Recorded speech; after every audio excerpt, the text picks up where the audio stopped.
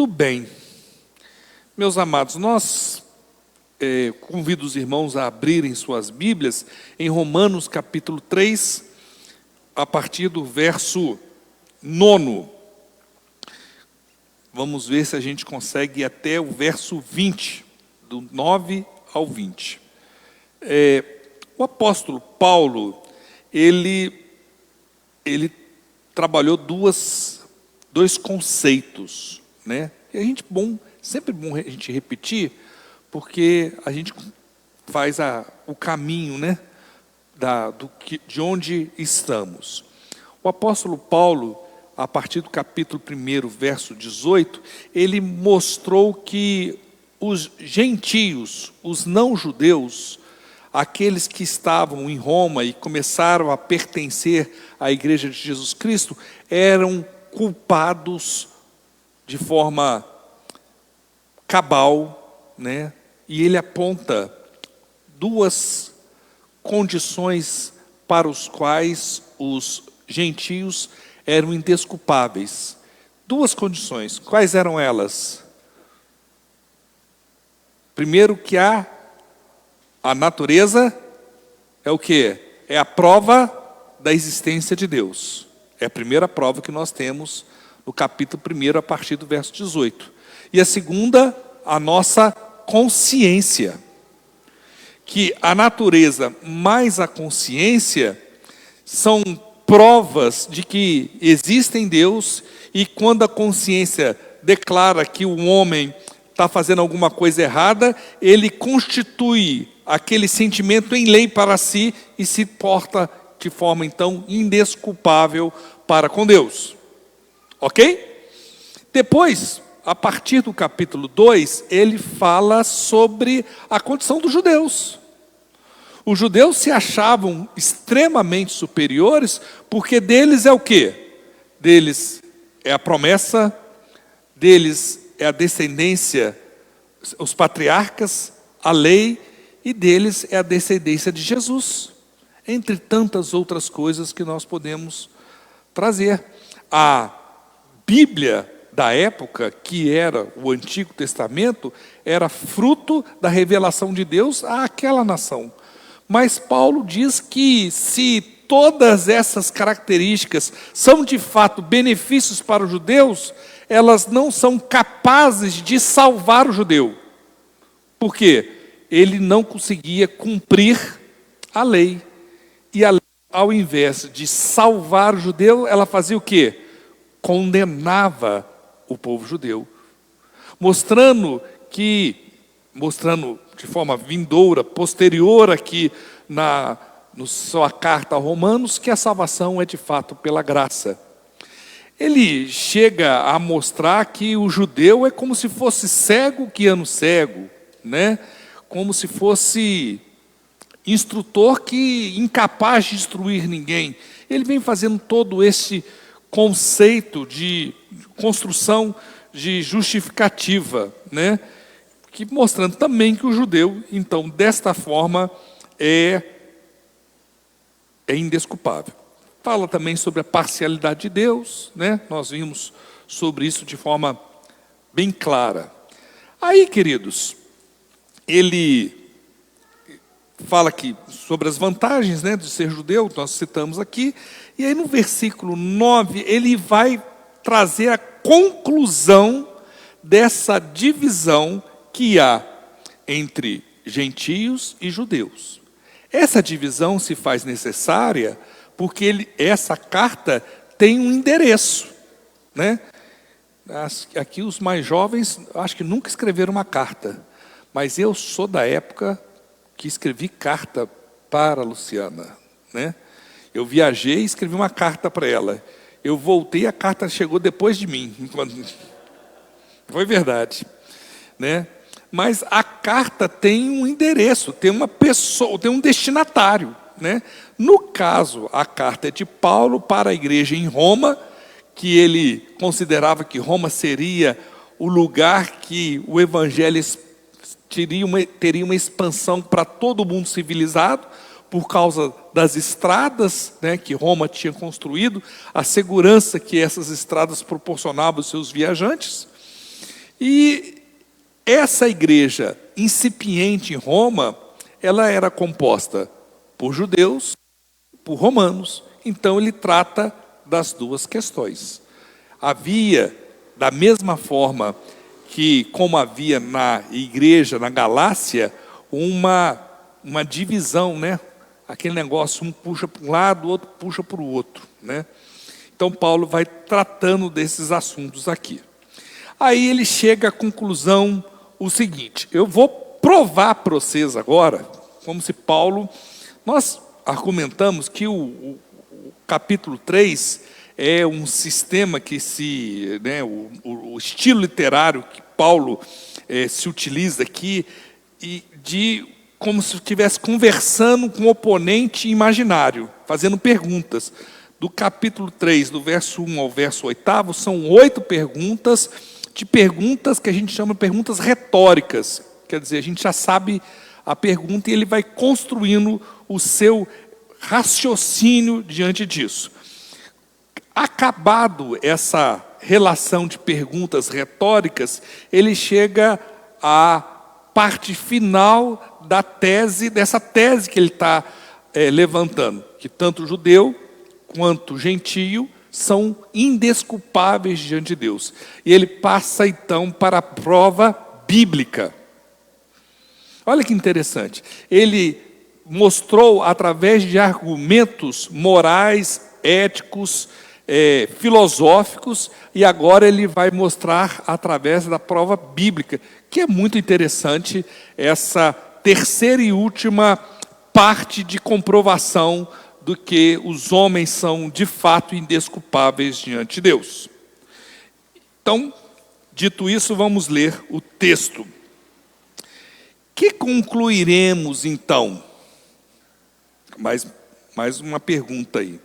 Estamos em posição de vantagem diante de tudo que ele acabara de falar para o judeu, que o judeu tem vantagem? Tem. Deles é a lei, o profeta. Nós lemos até o texto, depois lá na frente ele vai trabalhar melhor essa questão no capítulo 9, lá, verso 4 e 5, ele vai falar quais são as vantagens que o judeu tem, de forma mais precisa, mas isso não serve para salvar, não serve para a salvação.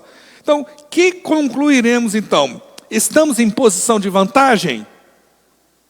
Ele fala, ele responde, né? É interessante, ele pergunta e ele responde, ele fala, não.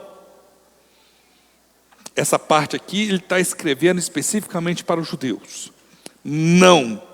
Já demonstramos que tanto judeus quanto gentios estão debaixo do pecado. Então eu estou concluindo agora, né, que não há vantagem nenhuma para vocês judeus.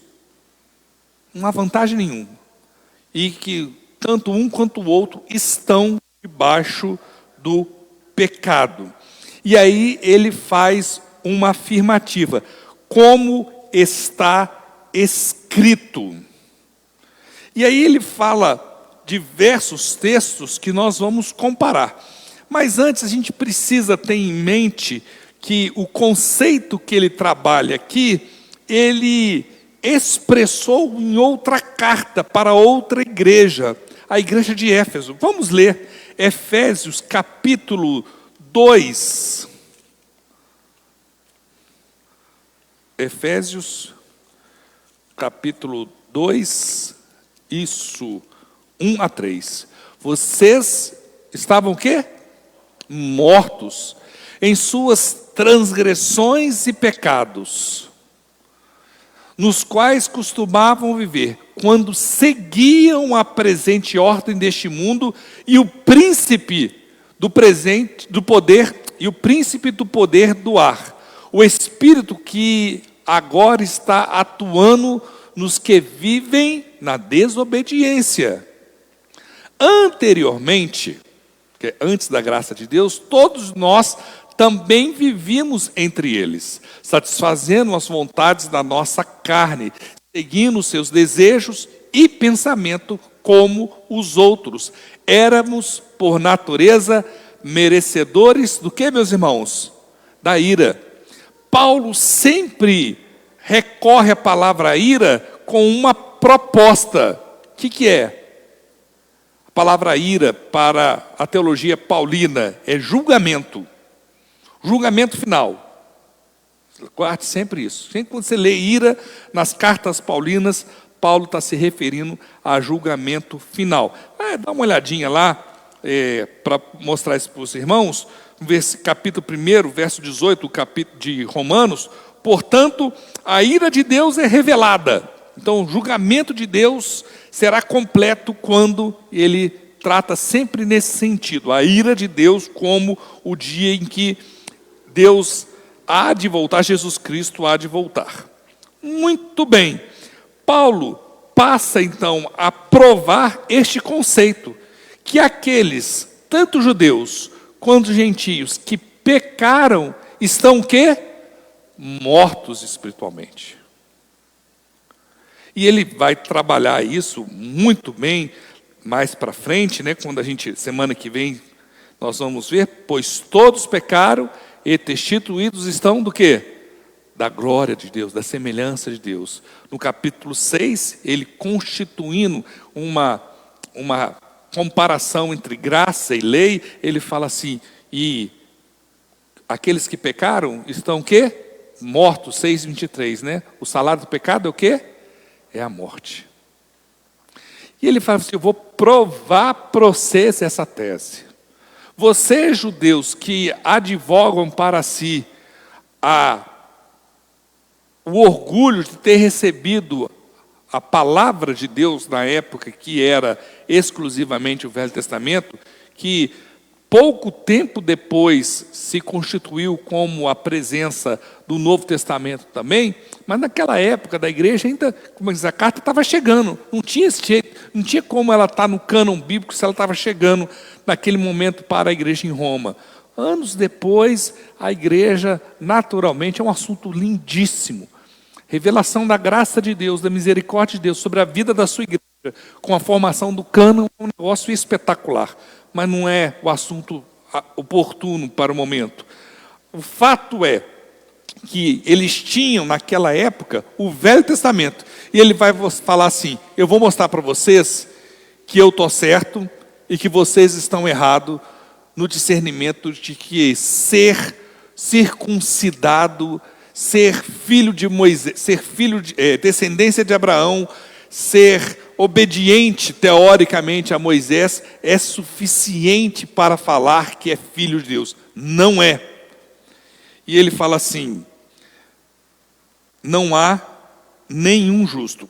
Diz esse versículo 10, né? Como está escrito, não há nenhum justo, nenhum sequer. Não há ninguém que entenda, ninguém que busque a Deus. Versículo 10 e versículo 11. Bom, Paulo aqui, queridos, ele tem uma intenção de mostrar que o corpo do ser humano, preste bem atenção, se aí de repente compensa até você grifar as palavras para você ter um discernimento melhor do texto. Ele vai mostrar aqui a formação de um corpo. E ele vai mostrar a formação de um corpo comparando com base bíblica de textos do Antigo Testamento. Vamos ver, Salmo 14, 1 a 3. Diz o tolo em seu coração, né? Não, Deus não existe. Corromperam-se e cometeram atos detestáveis, não há ninguém que faça o bem. O Senhor olha dos céus para os filhos dos homens para ver se há alguém que tenha entendimento, alguém que busque a Deus. Todos se desviaram igualmente, se corromperam, não há ninguém que faça o bem, não há nem um sequer. Que coisa, né, queridos? Esse conceito, nós não vamos ler aqui, está presente também no Salmo 53, 1 a 3, o irmão pode ler em sua casa, e em Eclesiastes 7, 20 também. Queridos, ele fala assim, olha, primeiro então, vocês que advogam o orgulho de ser judeu, o orgulho de ter recebido a revelação de Deus através da Bíblia, né, que eles não chamavam de Bíblia, eles chamavam, né, das escrituras sagradas, e eles davam nomes diferentes que nós damos, apesar do conteúdo ser o mesmo, afirma de forma clara que não há nem um justo, não há nenhum. E agora prestem bem atenção que ele fala assim: não há ninguém que entenda. O entendimento vem da onde? Da nossa mente. Depois ele fala assim: não há ninguém que entenda, ninguém que busque a Deus. Se a gente for olhar no original aí, né, o original, esse busque a Deus está ligado ao coração. Olha que interessante, no grego, esse buscar porque hoje a gente sabe que o coração é um órgão que bombeia sangue para o nosso corpo. Mas antigamente não era assim. O coração era o lugar de busca, era o lugar das emoções. Olha que interessante. Tanto é que isso está presente de forma na cultura nossa. Nossa, meu coração está doendo, como se a gente tivesse assim, amargurado, né? Seu coração está triste. A gente não fala assim de forma informal, mesmo sabendo que o nosso coração é somente um órgão que comprime, relaxa e vai fazer com que o sangue circule pelo nosso corpo. Então, olha só, não há ninguém que entenda, mente. Não há ninguém que busque a Deus. Depois, todos se desviaram. Eu vou ler o texto todo, depois vou voltar para os irmãos perceberem. Todos se desviaram, tornaram-se juntamente inúteis. Não há ninguém que faça o bem. Aí a gente está falando de volição, de vontade. Suas gargantas mais na frente, depois suas gargantas, suas línguas, sua boca, seus pés. Olha que interessante. Ele tentando mostrar que o judeu, da cabeça até os pés, é pecaminoso. Ele tenta então formar contextos bíblicos. Olha a tirada de Paulo, lógico, inspirado por Deus, né? Como ele mesmo fala que toda a escritura é inspirada, né, pela ação do Espírito Santo, mas olha como ele é um erudito realmente e tenta mostrar de forma que o corpo todo do ser humano está corrompido. Então ele fala: não há ninguém que entenda, não há ninguém que busque a Deus, todos se desviaram, tornaram-se juntamente inúteis, não há ninguém que faça o bem. Não há nem um sequer. Queridos, quando a gente fala que não há ninguém que faça o bem, nós temos que entender aqui, e este conceito é retratado principalmente por Paulo, na questão da graça de Deus. Nós precisamos entender que nós não estamos aqui, nenhum cristão é salvo por mérito. Nenhum cristão é salvo porque é mais bonito, porque é mais bonzinho. Nenhum cristão é salvo porque buscou a salvação. Você já viu um morto buscar alguma coisa? O morto tem alguma vontade? O morto tem alguma reação? Não há ninguém que faça o bem. Vocês lembram quando Jesus, lá em Lucas capítulo 15, depois leia o capítulo 15, e é incrível, né, a sabedoria do Senhor Jesus. Ele mostra a ovelha perdida, ele conta a história lá da ovelha perdida. O cara tinha quantas ovelhas? Tinha 100. Quantas perderam? Uma. Depois ele conta em sequência a moeda perdida. A mulher tinha quantas moedas? Tinham 10 moedas, ela perdeu uma. Vocês lembram da história? E depois ele termina contando do filho perdido. O homem tinha 2 filhos e perdeu um. Olha como é que ele vem reduzindo a quantidade para ele mostrar a questão da graça de Deus. Queridos, a gente não busca Deus. A gente é salvo pela graça de Deus. Por causa do amor dele. É Ele que nos atrai. É Ele que vai em direção a gente. Um morto espiritual não tem ação de buscar. Gente, um morto fala assim, gente, eu estou morto, eu preciso tomar uma providência. Um morto faz isso não. A gente, pela nossa própria natureza, a gente vai se afundando cada vez mais no nosso pecado, no nosso discernimento de queremos fazer a nossa própria vontade e não a vontade de Deus. É preciso a gente ter claro isso. Algumas vertentes, infelizmente, no meio evangélico, advogam que o ser humano é livre para escolher a Deus. Como?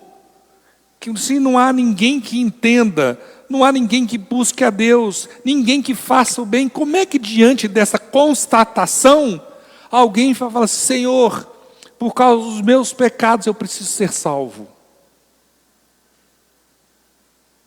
Essa ação é uma reação, e a gente precisa, ele fala isso lá no capítulo 9, verso 10, né? Se confessarmos o quê?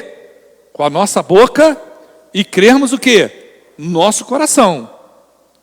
Mas todo o processo, né, soteriológico, que é o processo de salvação do ser humano, ele tem início em Deus.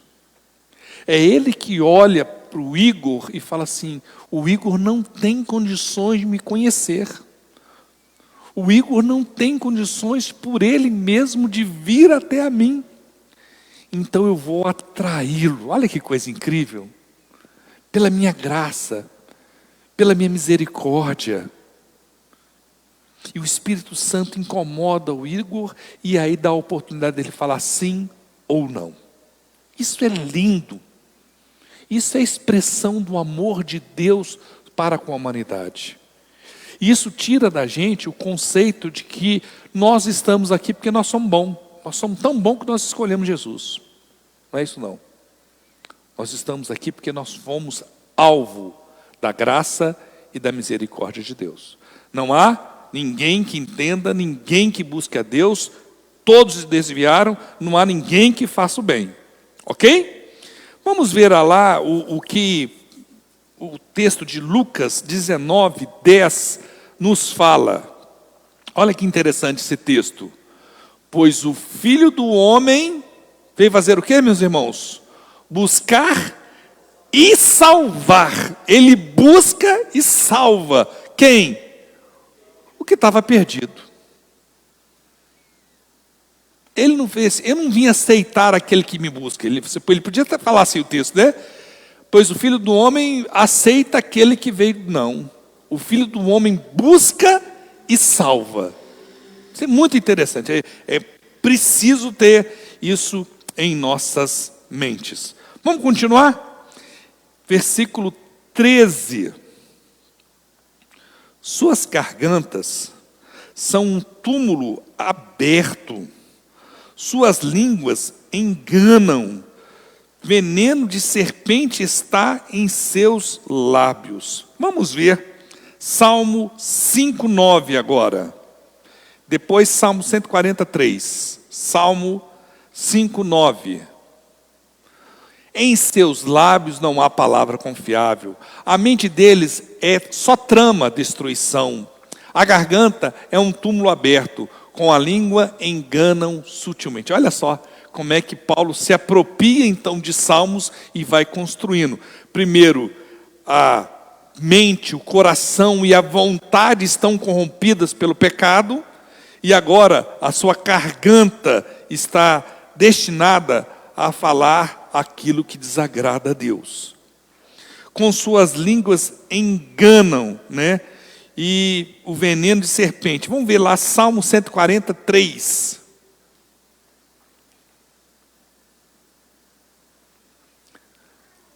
Afiam a língua como a da serpente. Veneno de víbora está em seus lábios. Ok? Então nós estamos mostrando para os irmãos a construção do conceito de Paulo de que a Bíblia aponta para as afirmações, para as teses dele, para a defesa da tese dele, que ele estava correta através de afirmações bíblicas do Antigo Testamento. Aí ele continua: suas bocas estão cheias de maldição e amargura. Leia aí para nós Salmos 10, 7. Salmos 10, 7.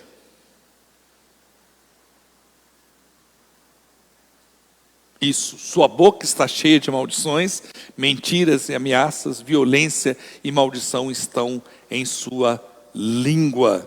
Está vendo como é que ele vai parafraseando o texto bíblico. Ele não pega, na realidade, não tinha, né, computador para fazer o Ctrl+C e Ctrl+V na época, né? Então ele vai parafraseando o texto.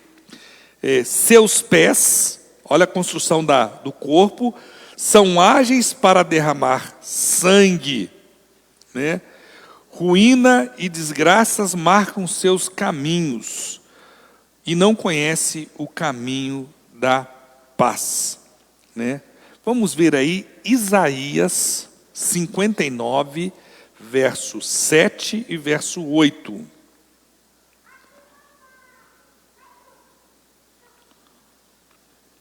Isaías: seus pés correm para o mal, ágeis em derramar sangue inocente.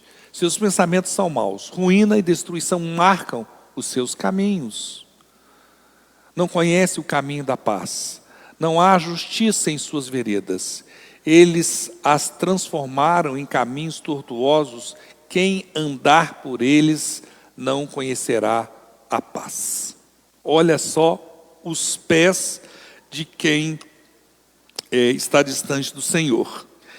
Eu acho que é interessante, existe uma contradição, uma mudança de caráter tão grande na vida do cristão, que a gente poderia pegar aí, eu acho que ia demorar muito, mas eu quis pegar pelo menos uma transformação, uma prova bíblica que aqueles que não reconhecem a graça de Deus vivem sobre essa condição, mas aqueles que reconhecem o cuidado de Deus têm suas vidas transformadas. Vamos ver o texto de 1 Coríntios 1, 18.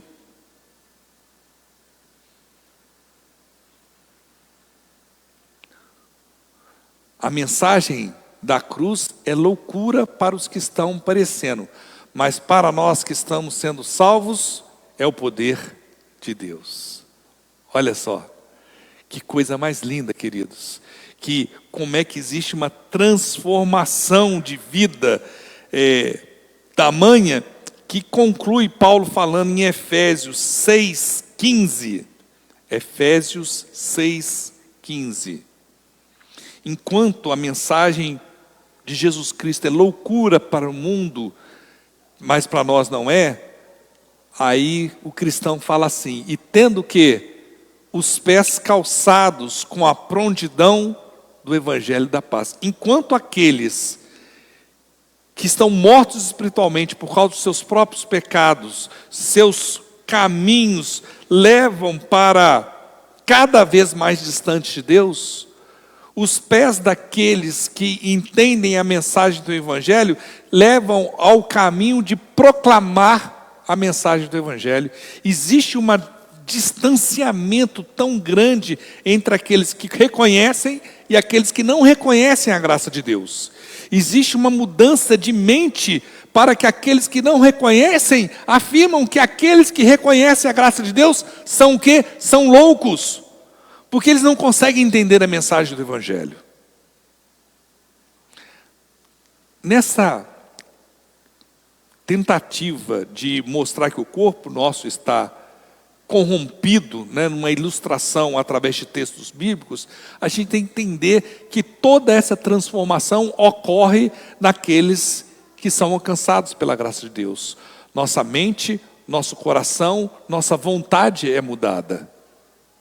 Os nossos olhos, o nosso andar, tudo nosso tem que ser diferente, porque nós fomos alcançados pela graça e pela misericórdia de Deus. Existe uma diferença e ela tem que ser marcante, ela tem que ser perceptível, ela tem que ser uma promotora da paz, entre as pessoas, ela tem que ser um imã para o perdido, quando percebem que o cristão tem um olhar diferente, tem uma fala diferente, tem uma vontade diferente, tem um agir diferente. Porque o nosso agir é movido pela graça e pela misericórdia de Deus sobre as nossas vidas. Essa é a prova que o mundo quer da igreja. Essa é a prova que demonstra de forma cabal para aqueles que nos cercam que nós somos de fato diferentes. Ok? Ele termina então essa última prova dele: aos seus olhos é inútil temer a Deus. Salmo 36, 1.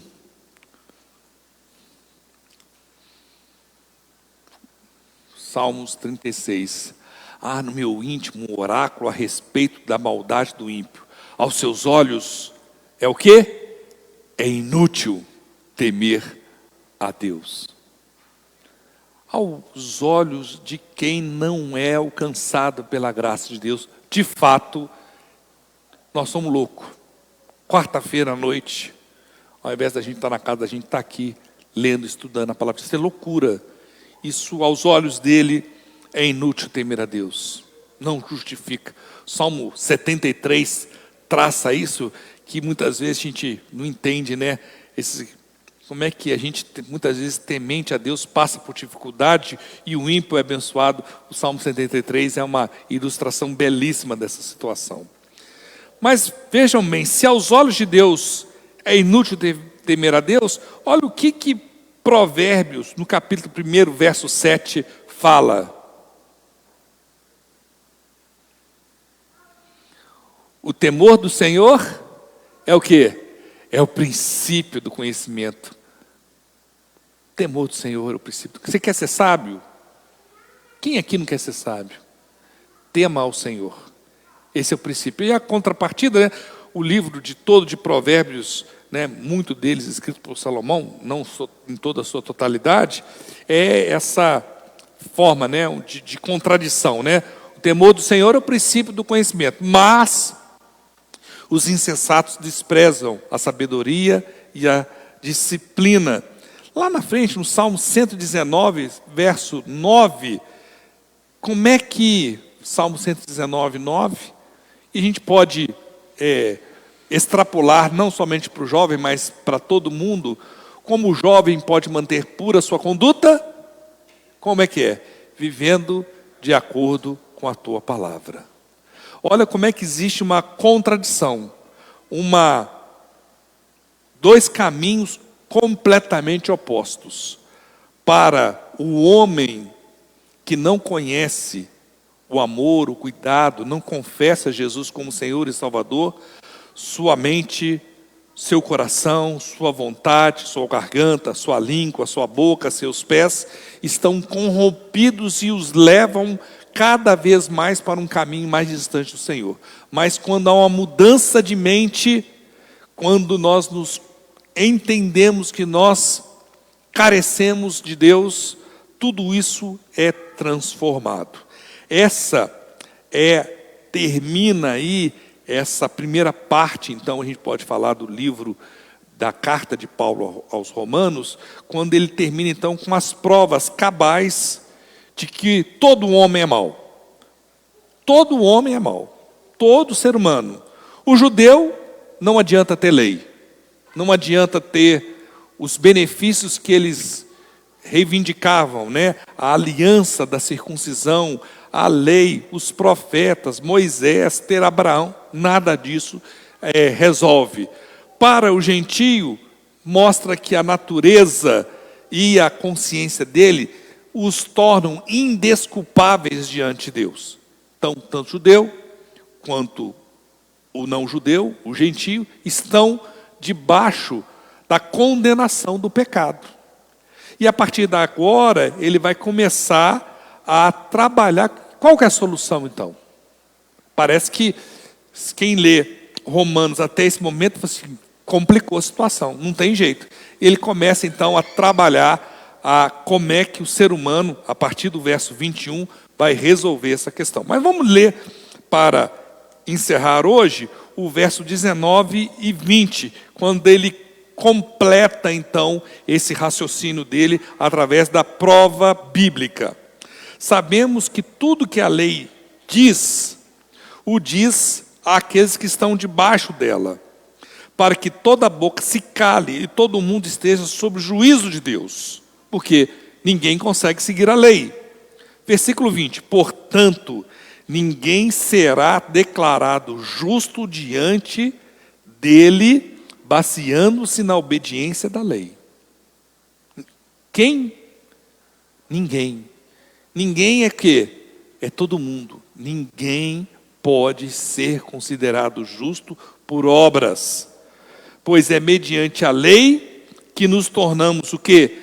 Plenamente conscientes do pecado. A lei, ao invés de salvar o homem, ela fez o quê? Ela acusa. Porque nós quebramos a lei de Deus. Lá em Efésios capítulo 2, verso 8 e 9, põe aí para nós, Efésios 2, 8 e 9. Texto, né, que é conhecido da maioria dos irmãos, vocês são salvos pela graça, por meio da fé, isso não vem de vocês, é dom de Deus. Não por obras, para que ninguém se glorie. Isso aí é o nosso anelo. Paulo vai começar a trabalhar o conceito, semana que vem nós vamos ver, da solução do problema de todo homem que está perdido, tanto do judeu quanto do gentio. Ele gastou toda a sua energia, todas as provas necessárias para mostrar para aquela igreja que não há solução a não ser, que nós vamos ver, na graça e na misericórdia de Deus, né? A lei não salva, a gente precisa depender do nosso Deus. Precisamos confessar Jesus Cristo como Senhor e Salvador de nossa vida, para termos então nossa mente, coração, vontade, língua, garganta, pés transformados pelo nosso Deus. Para que a gente seja uma igreja de muitos membros parecidos com o caráter de Cristo Jesus. Amém? Vamos orar então, encerrando. Agradeço muito a presença dos irmãos aqui presentes, os que estão nos assistindo aí via Facebook. Um grande abraço no coração de vocês. Vamos orar. Soberano Deus, obrigado, ó Pai, por esse privilégio de estarmos aqui. Louvamos Teu nome. O Senhor é o nosso Deus, único e verdadeiro. Obrigado, Pai, pela Tua palavra. Temos aqui, ó Pai, consciência que por nós mesmos, nós nunca iríamos em direção ao Senhor. Mas nós estamos aqui porque o amor do Senhor nos atraiu. A Tua graça nos atraiu, ó Pai. E podemos, a partir da ação do Teu Espírito Santo sobre as nossas vidas, declarar, sim, Senhor. O Senhor é meu Senhor e Salvador, e eu faço isso com fé no meu coração, Pai. Obrigado, Pai, porque através do sacrifício de Cristo na cruz, o Senhor formou aqui uma família, e queremos que essa família tenha o caráter transformado a cada dia, para que cada vez mais sejamos mais parecidos com Jesus Cristo. Ele é o nosso alvo, ó Pai. Despede-nos para os nossos lares. Obrigado por essa oportunidade. Abençoe cada um dos presentes aqui. Nós oramos agradecidos no nome precioso de Jesus Cristo. Amém. Boa noite, meus queridos. Deus abençoe.